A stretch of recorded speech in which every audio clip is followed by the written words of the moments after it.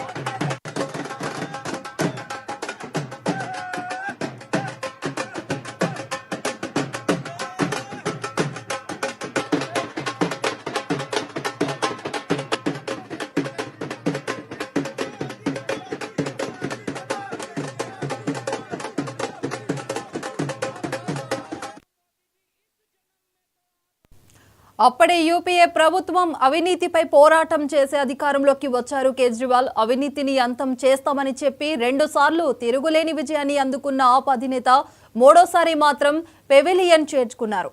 ఇక ముచ్చటగా మూడోసారి పవర్లోకి వస్తామని కన్నకలలు కలలయ్యాయి. ఢిల్లీ లిక్కర్ కేసులో జైలుకు వెళ్లడంతో ఆస్థిన రాజకీయాలు ఒక్కసారిగా టర్న్ అయ్యాయి. కాప్ సర్కార్పై అవినీతి మరకలలో ప్రజలు తీవ్ర వ్యతిరేకత వ్యక్తమైనట్లు ఫలితాలను బట్టి తెలుస్తుంది.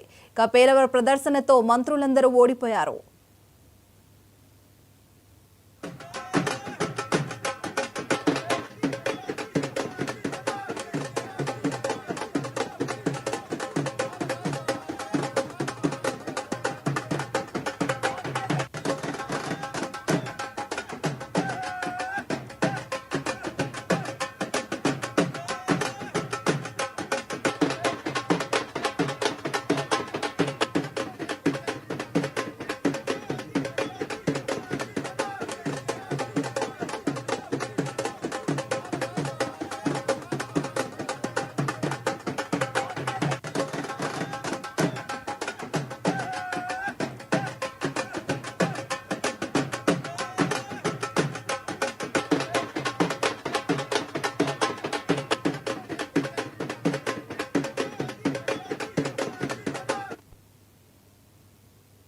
మొదట ఢిల్లీ పీఠం అధిరోహించిన సామాన్యుడి పార్టీ నెమ్మదిగా ఇతర రాష్ట్రాలలో గట్టి పోటీ ఇస్తూ ఒంటరిగా పంజాబ్లో అధికారం దక్కించుకుంది.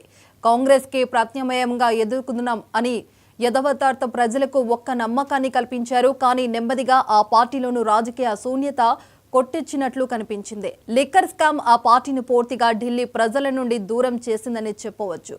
Delhi CM Manish Sisodia arrest, jail జీవితం, తదంతర కాలంలో కేజ్రీ అరెస్ట్, అధికార బదిలో భాగంగా అతిశీ సీఎం పీఠం అధిరోహించడం ఇవన్నీ ఢిల్లీ జనాలకు ఒక గజిబిజి గుర్తుగా తెచ్చాయి.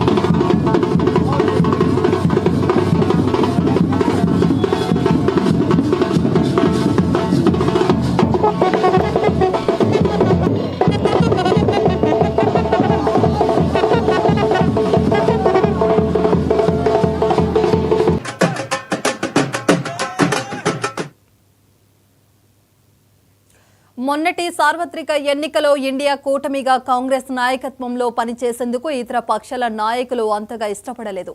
ఎవరికి వారే ఆధిపత్యం చెలాయించుకునేందుకు ప్రయత్నించారు.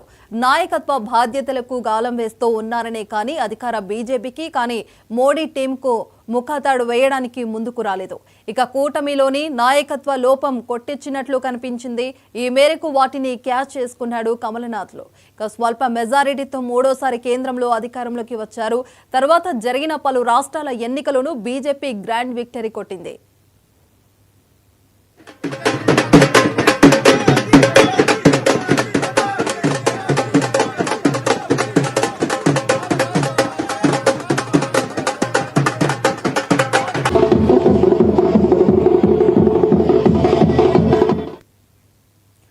మూడుసార్లు అధికారంలోకి ఉన్న ఢిల్లీ అందని ద్రాక్షగా మారింది బీజేపీకి. ఈసారి ఆ కలను నెరవేర్చుకుంది. ఆప్ కాంగ్రెస్ ను మట్టి కరిపించి ఢిల్లీ కోటపై పాగవేసింది. ఢిల్లీ బాద్షా బీజేపీయే అంటూ కాషాయ జెండాను సగర్వంగా రెపరెపలాడించింది.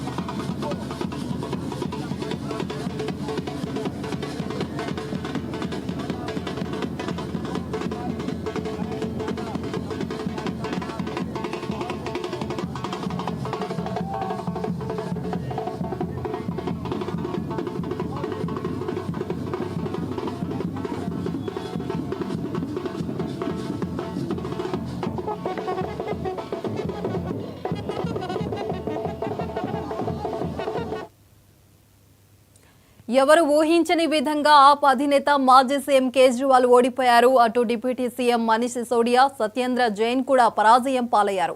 జైలుకు వెళ్లొచ్చిన వాళ్ళందరినీ ఓడించారు ఢిల్లీ ఓటర్లు. మరోవైపు ఆప్ కేబినెట్ మినిస్ట్రీలో చాలా మంది ఓడిపోయారు.